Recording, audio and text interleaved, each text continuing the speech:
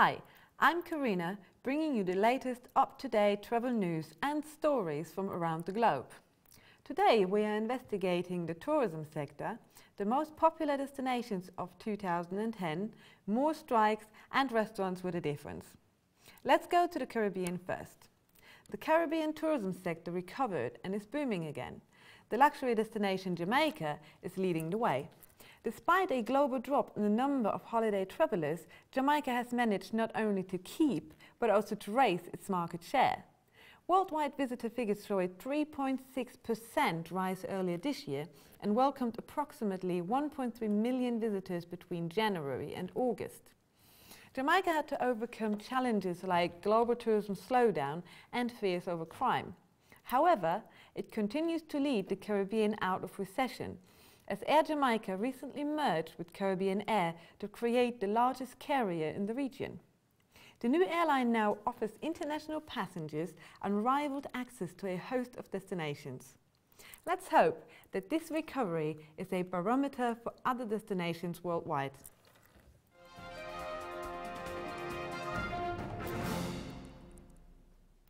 The UK summer holidays are over now, and flight comparison site Skyscanner.net looks at the latest trends for last month. Let's compare the most popular destinations. Malaga and Alicante remained immensely popular, and searches for flights to Tenerife rose, overtaking both Palma and Dalaman. Ibiza overtook Faro, while London, New York and Amsterdam all held their top 10 positions. The highest climbers in the ranking are Cape Town, likely thanks to South Africa's hosting of a very successful World Cup tournament, which brought a huge amount of positive media coverage. Greek Sunspot Rhodes, which will no doubt come as good news as it has suffered negative press coverage this summer. Munich, due to the infamous Oktoberfest. Domestically, both Manchester and Aberdeen were popular during August. The most popular country destinations for the UK travellers overall are Spain, followed by the UK itself and the USA, which is the only country outside of Europe to make the top 10 in the list.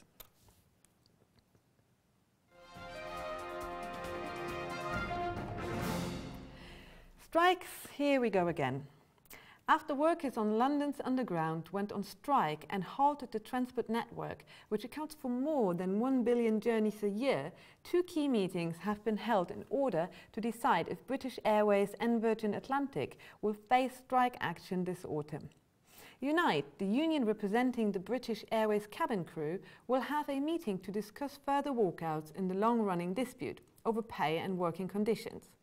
So far, the parties can't find an agreement, and British Airways' last offer was rejected by cabin crew in July, leading to the possibility of more strikes, including walkouts over the Christmas period. So, you might consider a safer travel option over this period to ensure that opening your presents won't be something you end up doing in the airport terminal.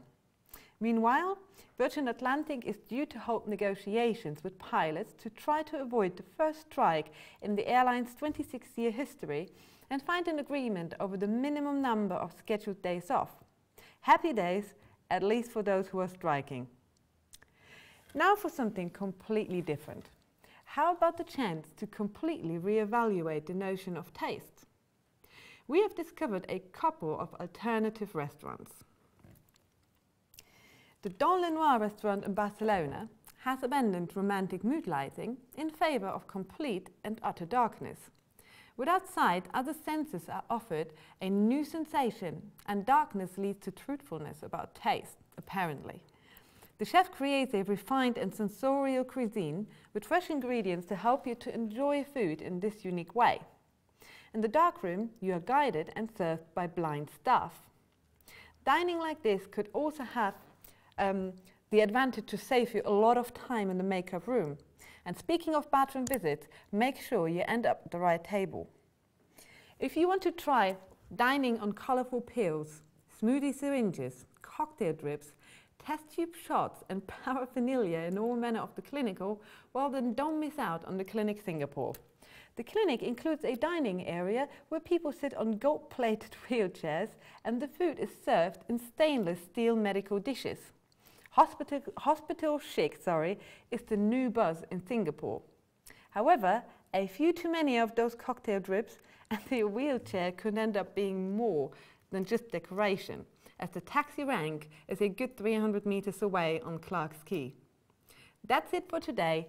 More information on this and other topics you can find on personaltravelgroup.com. Thanks for watching and see you next time.